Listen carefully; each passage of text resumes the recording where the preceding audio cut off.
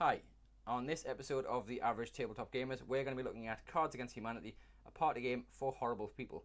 Warning, this game features mature content and is rated 17+, so please forgive us. Forgive? I thought you were going to say fuck.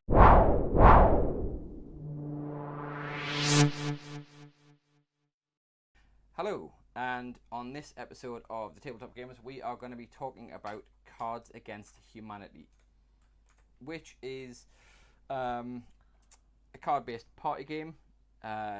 It's one of these games that define a genre, but again, let's just go over these warnings again. When it says a party game for horrible people, it kind of means that, and so there are various cards in here which have got mature content. They may deal with certain subjects or distasteful concepts, which obviously some people may not like.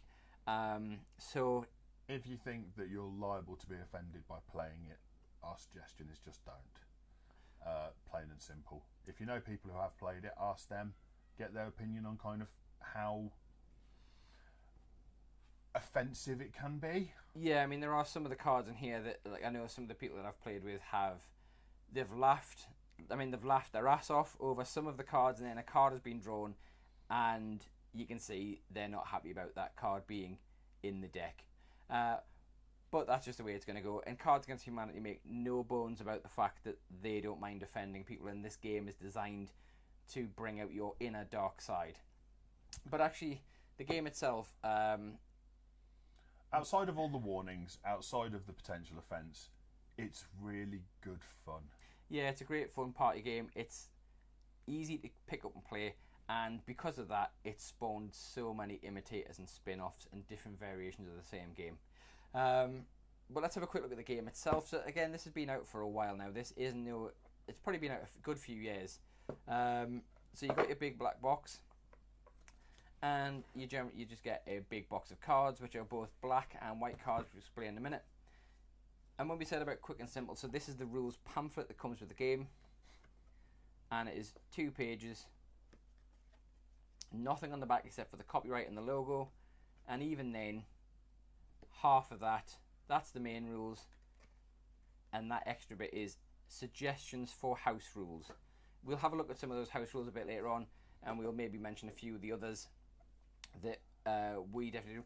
There are different editions of this depending on where you are in the world, so if you are a ultimate collector and you want to get certain cards excuse me, then seek out different versions.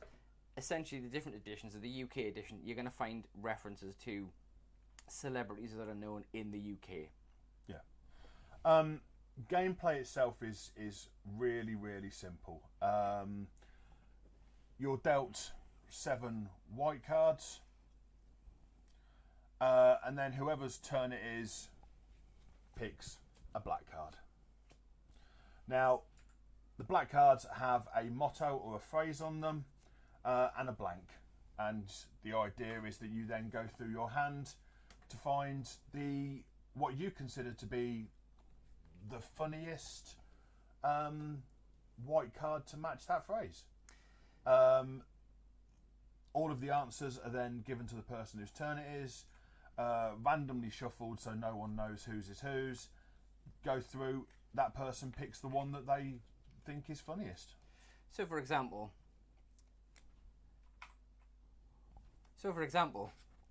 the black card we have here says, life for American Indians was forever changed when the white man introduced them to, and there's a blank space.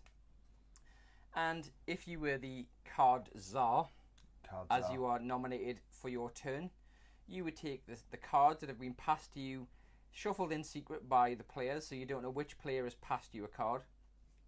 And you would look and you'd say, okay, an ugly face, Millwall fans, or a bag of magic beans, and you would decide which of those 3 cards is the funniest outcome, or makes the funniest response, or fills in the funniest blank to that original statement. Now, those of you who've never played this before are probably looking at that and wondering exactly where the offence or the possibility of mature content comes from. Trust me, it's there. We were Smegma is one of the more innocent ones. We were quite careful there in the cards we picked out to try and get ones that aren't going to get us kicked off. Yeah, I'm not going to show you those two. Yeah. Essentially, if you want to know what those cards are, go buy a copy of the game and dig through for the ones that you think are the most offensive, and that was probably them. Yeah, it really is that simple. Essentially, when you pick if you are the person who had the funniest response, then you win the point, and you essentially collect the black card. And when you hit a predetermined total, I think it suggests 10. I think it suggests 10, but when you hit a predetermined total, you win. And you just keep going around, so each turn the cards are changing, so they're the person who is not taking part with a white card, but is passing in the black card, or is setting the challenge. And I say, it just carries on like that, and the longer it goes on, and normally the more alcohol is imbibed, the funnier this game gets, until a point. But that's why there are various different house rules available in just even with the core game, and there's lots of different variations. And again, the concept of the game is so simple that if there's something that you find is particularly funny when you're playing, add it in as a house rule. So so there's the Ed Balls rule. In my personal favourite of all rules in any game I've ever played, the Ed Balls rule. Which is, if the white card that says Ed Balls is played, everyone has to shout Ed Balls. I mean, it doesn't say that in the rules, it just says Ed Balls, Ed Balls. Do what you like with it. We play it that you shout Ed Balls because it's hilarious. Ed Balls is hilarious. You can also do things like you can add in a random card, and if the cards picks the random card, nobody gets the point. There are blank cards, so you can write your own. This is a blank black card. There are blank white cards as well, so if you have a particular friend group with some in-jokes, you could write those in. We've also got cards where they have 2 blank spaces, sometimes 3 blank spaces, so you're trying to combine a full sentence there. And again, that's pretty much it. Now, the one thing about Cards Against Humanity is they are always bringing out expansions, and they are always doing hilarious things, especially on... If you want to...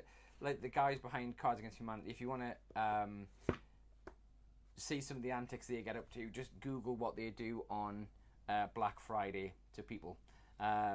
There was a recent one where a young lady in America bought Cards Against Humanity and complained that there was no glitter. It was the Pride. Oh, it was the Pride. The Pride edition they did. Yeah, complained there was no glitter, and so they sent her a little bit of glitter. And then when she complained that wasn't a lot of glitter, they then sent her all the glitter. All glitter ever. Yeah, glitter bombed entirely.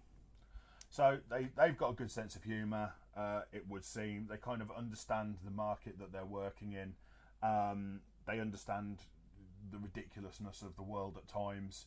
And they found a way of kind of mocking it and probably earning a couple of quid. So I say, this is one of those games that will, in a lot of parties that you turn up at some point, Cards Against Humanity will be pulled out and you will end up playing it. It's one of these games, I couldn't play this every day. Again, especially unless you kept buying all the expansions. And I've got 3 or 4 expansions either that I've bought or expansions that have come with other games as part of Kickstarters and things like that. And it helps keep the cards fresh. But even with a box full of the answer cards, you do start to see them come around again, and they start to lose a little bit of the humour because of that. Yeah, it's kind of my experience of playing it reasonably often is that the same kind of cards come out and with the same reaction, but eventually that reaction, as Sven says, does lessen. So yeah, keeping it fresh. It's not an everyday game. It's it gets dragged out by us every now and again when we're in a bit of a silly mood, or when there's no expansion. You want to play those cards, see kind of how it goes. But other than that, it's a fun game. Just don't play it too often. and definitely don't play it with your church-going grandma, unless she happens to have the mouth of a dogger. So that's Cards Against Humanity.